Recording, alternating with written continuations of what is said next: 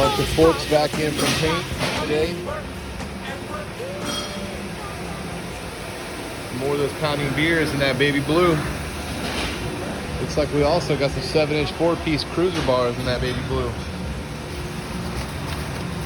Got Jaime checking everything in right now, making sure everything's perfect.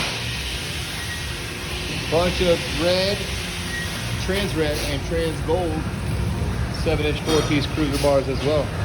Let's check out and see what we're shipping out of here today on this beautiful Southern California day.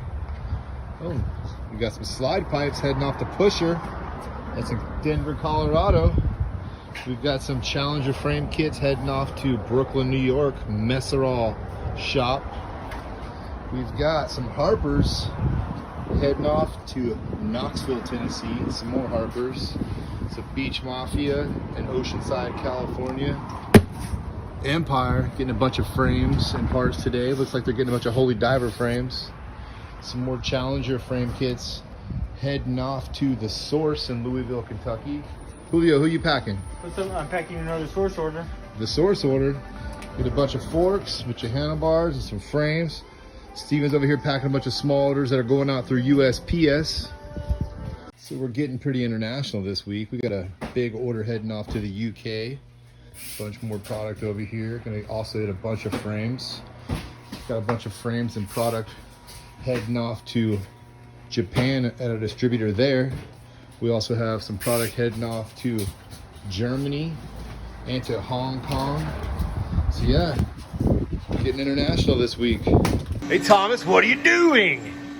Just cleaning off the ends of what's going to be the chainstay for the CCR. Okay. When we get the tubing back from swedging, it's got these ends on it.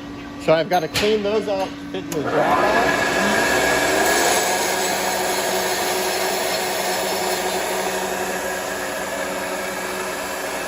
Nice and flush, nice and flat. And then we'll grab our dropout to make sure everything lines up nice and even. So you cut that little end off right there so it fits in the dropout perfectly. Then it can be welded. There's not some extra nice metal even laying around in spacing there. all the way around. Not a bunch of give. I mean, even without the welding, it's pretty solid. It's pretty clean right there, pretty tight. Nah. Well, thank you very much, Thomas. For sure. So Margarita's over here cleaning up the fork legs, making sure everything's de-burred properly. Making sure there's no metal shavings left in there. Every little step, every single part has many, many steps before they're complete. Thank you, Margarita. So we got Fubars in the works right now, right, Matt? That's right. And what are you doing right now? What process are you in right now? I'm mitering crossbars for the Fubars, right? Okay. Gotta make sure they're nice and even, right? Nice and smooth, so they fit perfectly, Okay. right? Come on over here. This is our 4-piece setup. Making the crossbars so they fit nice. So just like last week, you have a jig set up for each handlebar, each frame. So whenever you cut that piece, you put it in position to make sure it sets perfectly before it goes off to welding. No gaps. Everything fits nice and tight. All cleaned up. So that when you weld it, everything is nice and straight and aligned. See, it looks good on the outside and on the inside. Exactly. All right, that's what we do here at S&M Bikes. Isn't that right, Thomas? Hey, love, what you got going on today? Oh, hey, James, I didn't see you there. Just inspecting this no paint tall boy, you know, going to Action Wheels in Bethlehem, PA for one of their customers. What kind of product do you got shipping this week? We got side pipes going out, frames, Holy Divers. Stoked to have some tall boy V3s coming in next week. And yeah, that AR yellow is tip top. What do you mean by AR yellow? It's yellow, come on. Like a really bright fluorescent kind of yellow. Yeah. You gotta put the shades on because it's so, you know, the future is bright. So bright for that frame. I wish I knew that song. I wish I knew any song. Got a ton of bikes heading out of here today to the Source, Louisville, Kentucky. Ton of fit bikes on the way. So Matt's over here polishing chainstay pieces for the Hucker frame.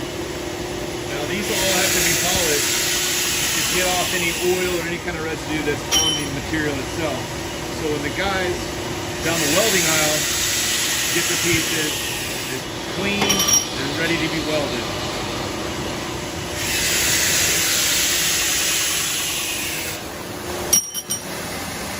Let's get one in there, Matt.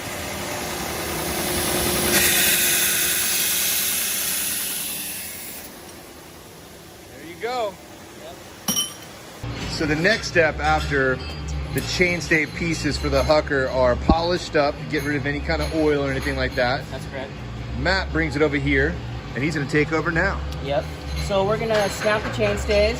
We're gonna turn that into that. All right. Right. Show me how it's done. So we got our stamp press over here. We got our die going on right here.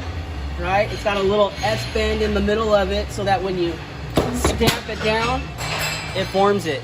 Right. So we're gonna stick the piece in.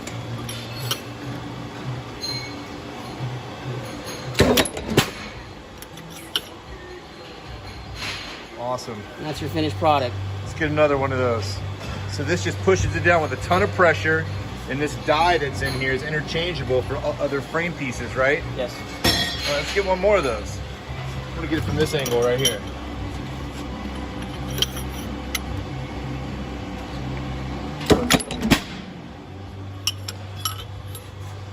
Awesome. The next step is what, Matt? So every part that we make has a one-to-one drawing. The one-to-one is an actual size of each part, right? So after I stamp it, we're gonna put it over here, we're gonna lay it on top of the one-to-one and make sure that everything is exactly how we want it. And it looks like it is. And it looks like it is. Perfection, as always. Thanks again, Matt. We just got a ton of Reynolds grips in from ODI. What else did we get? What other kind of grips did we get in today? Looks like we also got some Randy Brown grips in. So these will be hitting them shelves here real soon. You'll see them out there at your local shops.